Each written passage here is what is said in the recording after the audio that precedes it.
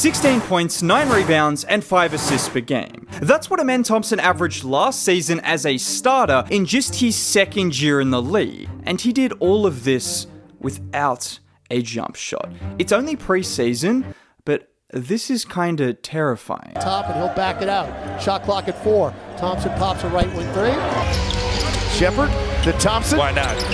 Hey! And this is terrifying because it's not a fluke.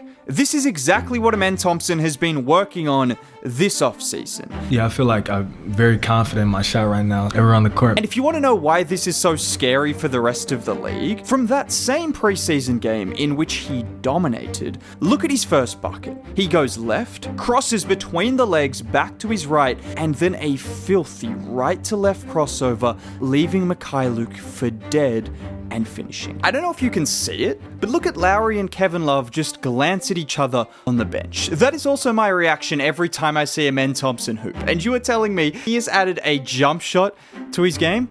Yeah, let's pack it up. Okay, but on a serious note, when it comes to preseason, there are two things you care about: staying healthy and how good your young players look. But Alperen is getting better literally every single month he plays basketball. And the last time we saw him was in the playoffs months ago. And I don't think it's too early to say he looks even better than he did before. Just look at him here with the ball at the logo. Adams comes to set the screen, Alperen goes behind his back, slows down for a second, then accelerates, and look at that finish, high off the glass to avoid the block from Messi. But there's one thing about that play that I want to highlight. And this is where people underestimate players who aren't great shooters. And I know I did talk about Amen's improved jump shot, but look where Messi is on that play. He is hanging back, which people think is what you should do against non-shooters because they won't punish you. But it also gives these guys more space to attack and change direction. And you see it with guys like Giannis and Zion,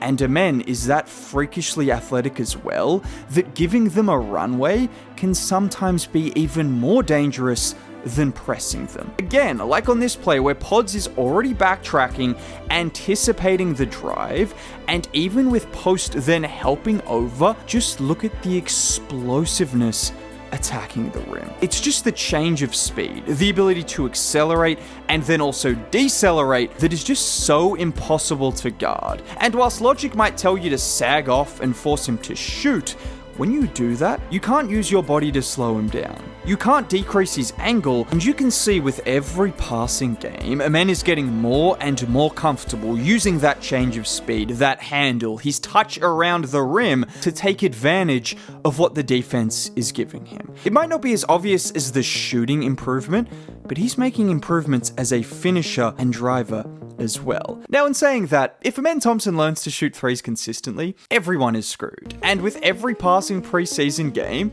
he is looking more and more comfortable taking those threes. It's like here, where this time Alperen has Herb Jones in front of him, and this is where a jump shot is nice to have. Because as great as Alperen is, Herb is not a guy that is easy to blow by. So if he gives you that space, you can make him pay. Or how about this shot, which is one of the most confident threes I've seen from him. Getting the handoff from Sengun and zero hesitation, even with Trey Murphy semi-contesting the shot, he just casually walks into that three. Last season, Alperen averaged 0.4 3-point makes per game. So far in preseason, he has tripled that number. Obviously, it's a small sample size, but I think we could see him average 1 3-pointer a game. And you know what else has been different about Alperen, and more specifically this Rockets team? It's obviously the addition of Kevin Durant, alongside the loss of Fred VanVleet and Jalen Green, and losing Fred VanVleet might hurt the Rockets as a team, but I think it only makes Alperen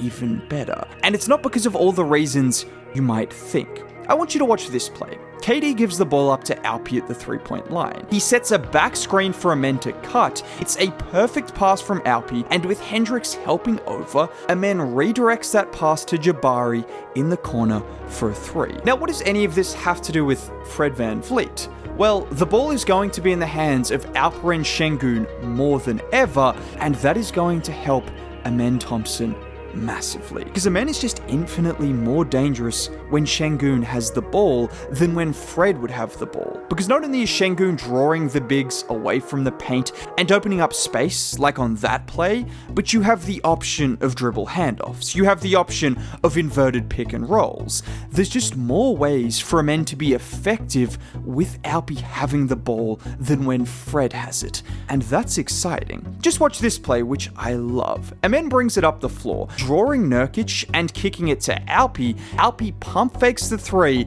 and look at Thompson just ghost behind Nurkic on the baseline, getting the dime from Alpi for the dunk.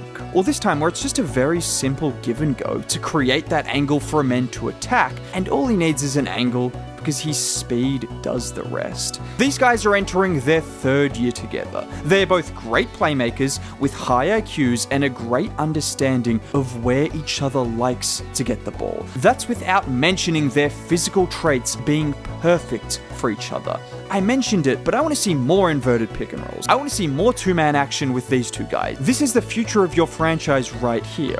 Run the offense through them, just like here, where Alpi has the ball out top. Amen goes to set the screen, he slips it, and then the lob is on the money. These two guys as a partnership have the potential to be so special. And with Amen taking his game to another level and Alpi taking his game to another level, you could have two all-stars that complement each other's games perfectly, playing throughout the primes of their career. And I didn't mention it because it's just preseason, but if you wanted the numbers to back up the hype, he is averaging 15, 5 and 5, but he's doing it in just 25 minutes a night. And of course, like he always does, he's been a menace in the passing lanes. Amen has been so good defensively since he entered the league that it almost feels like it's crazy to talk about his defensive potential. But he's only entering year 3. We haven't seen nearly the best of him defensively either. And I know Wemby will probably win the next 10 Defensive Player of the Years, so it doesn't matter. But if there is someone capable of winning a DPOY as a wing, Amen, or even his brother, feels like the perfect answer. Because not only are they elite at guarding on the perimeter, but if you want some of that rim protection and shot blocking, they give you that as well. They are elite rebounders, and they're just massive defensive playmakers, with Amen averaging over 1.5 blocks and 1.5 steals per game after he became a starter last year, which, by the way, hasn't been done in 5 seasons. The only concern I have about Amen Thompson is now Kendrick Perkins is on the bandwagon. Now, hopefully this is the one time Kendrick Perkins can't possibly be wrong, because I know we all see what we're witnessing with Amen Thompson. He is special, and he has potentially added a jump shot to make him even more dangerous. Now, if you want to hear me continue to talk about the Rockets, click on either one of these videos, subscribe to the channel for more content going forward. A like would be cool. Most importantly, have a great day.